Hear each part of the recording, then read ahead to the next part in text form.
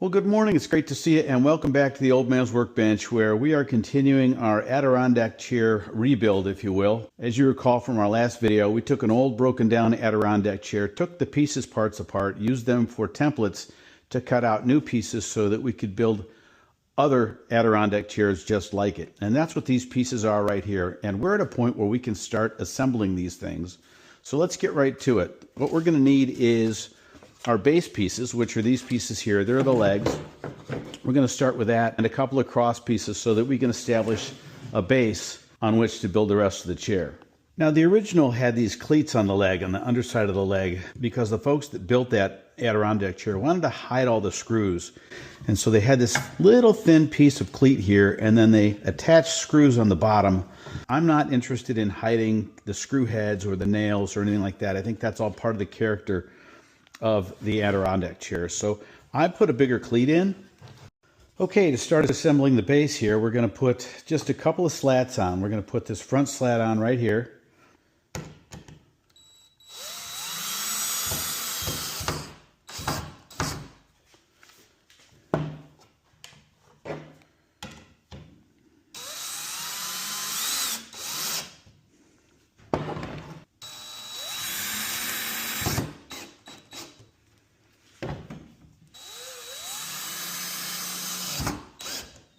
Next, I'm going to check it for square. So now that we know they're on straight, we'll put the other screws in.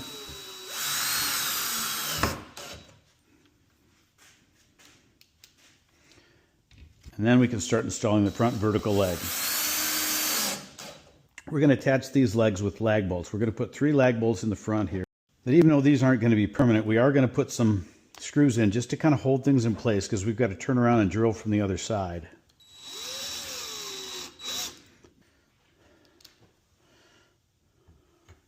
So that should be enough to hold it temporarily.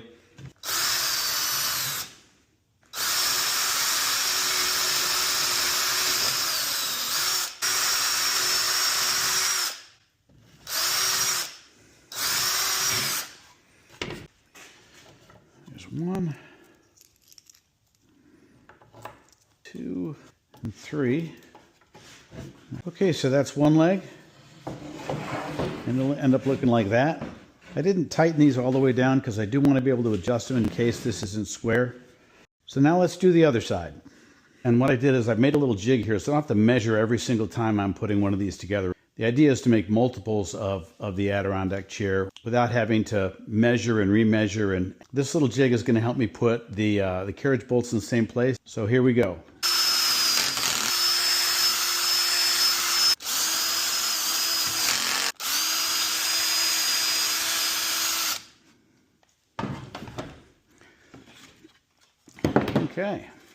Okay, we've got those carriage bolts in place. So both legs are attached now, and they're fairly square. I didn't tighten them all the way up. We're going to wait till all of this stuff is on. Just give you an idea what this is supposed to look like. And again, I'll put these on in a little bit. We've got a couple other things we need to do first. But these are the seat slats. They'll be spaced evenly here, but that's how that's going to look. Now we're ready to put the arms on. They've got a little support here, so we'll put the support on and then the arms on either side. So that's the next step. All right, we've got this support on, and it seems to be level across the top there. And we've got it in about 1 inch from the front edge. We'll make sure that that's the same on both sides. So we'll just put some screws in to secure it, and then we'll put the arm on.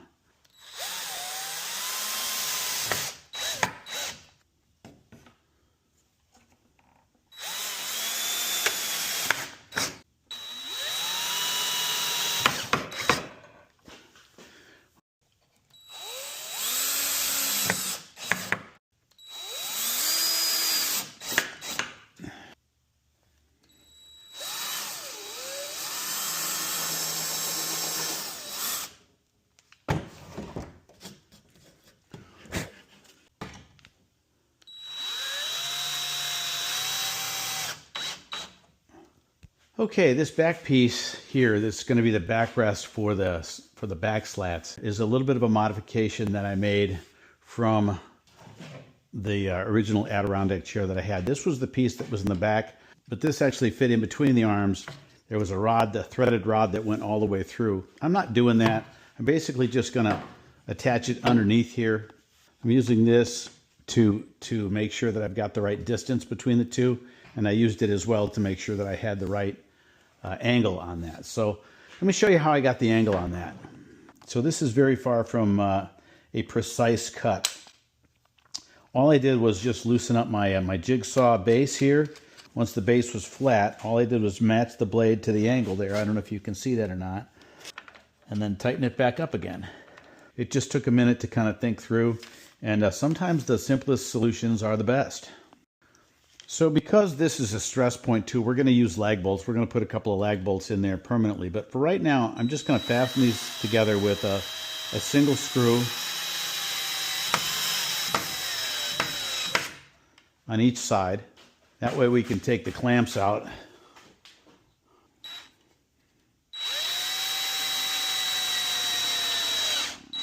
The reason I wanted to take the clamps out is I'm going to trim these edges so that they're not sticking out like this. Again, this is a modification from the original that we started with, so I'm just kind of making this up as I go along, but I'm going to just trim these. I decided I don't want this hard edge sticking out, so I'm going to just trim these off with my jigsaw, and then we'll go from there.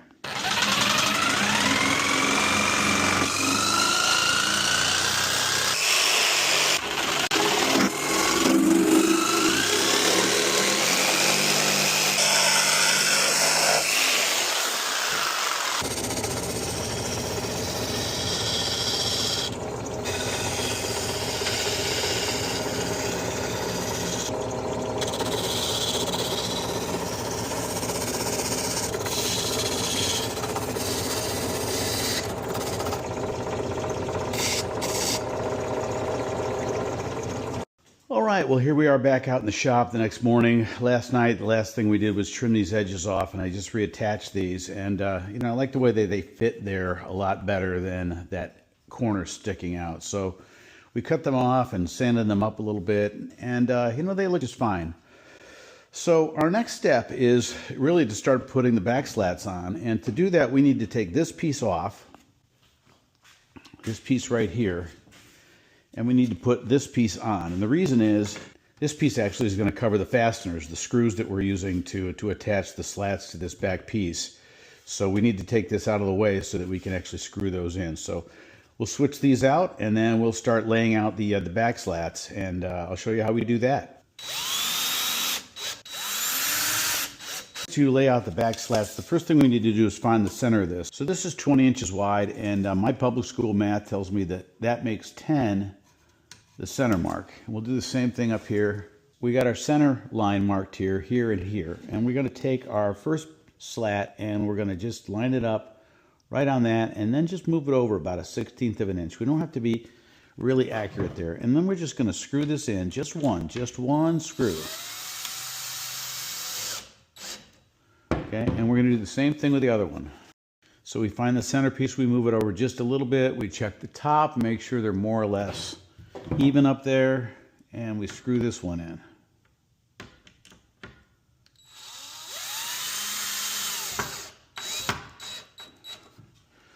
Okay, now we're going to put the rest of the slats in. Again, we're just kind of eyeballing this.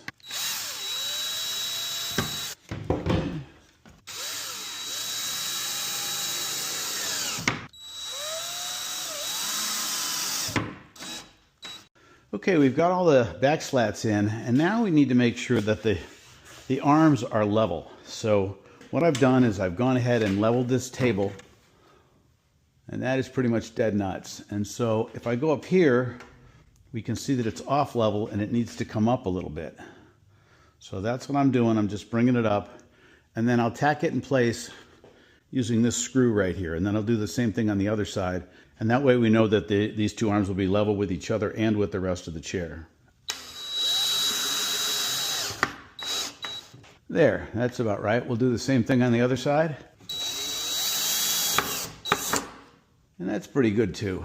Now we can secure the rest of these.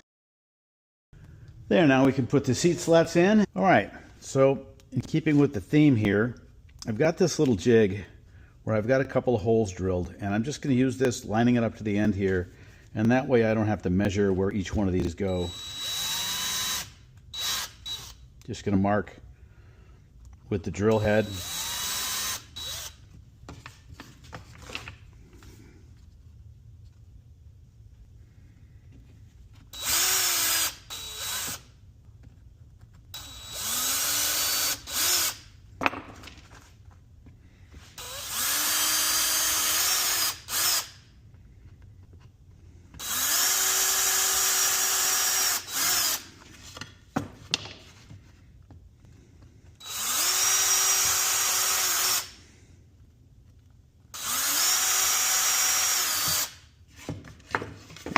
We're going to do that for each one of the slats. I think we've got 4 of them.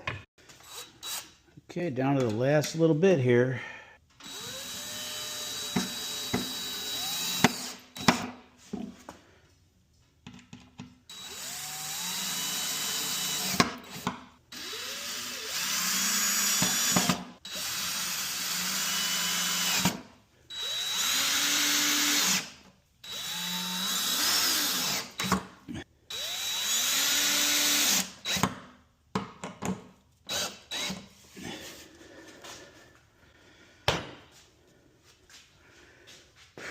Okay, that looks like that's about done. We need to tighten up things. Oh, I got to put the carriage bolts back here. I'm going to measure it for square, and then we'll put the carriage bolts in and tighten this whole thing up.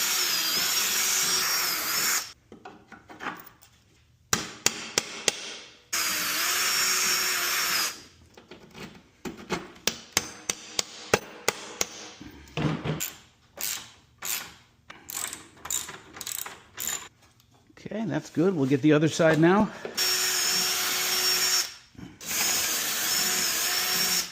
Okay, those carriage bolts are in and tightened up. Everything is tightened up. But there's one more thing, and there's always one more thing, and that is this cleat here. I forgot about this, and this came off the other chair, and it actually was a cleat that went like this on the other chair. So I've fashioned another one using this as a template. I didn't make a template before. And I've pre-drilled this, and we're going to install it. Hopefully then we can be complete.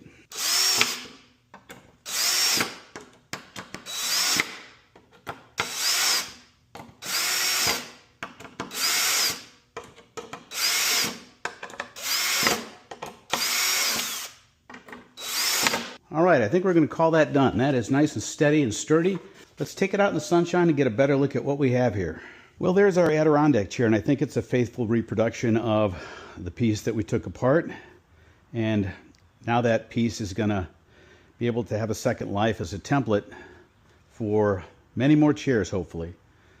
But we've got a nice, solid, steady chair. It's very light, and I'm pretty happy with the way that that turned out. Now, it's not done yet in the sense that we need to paint this. One thing that is for sure, after sitting in it, and by the way, it is very comfortable.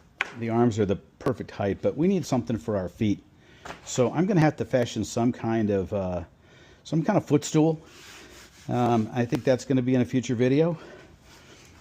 But I think that's going to do it for this one right now. We certainly appreciate you keeping us company. Give us a like if this is something you enjoyed. Leave us a comment. Let us know what you thought. And boy, by all means, take a second to subscribe. That would really help the channel.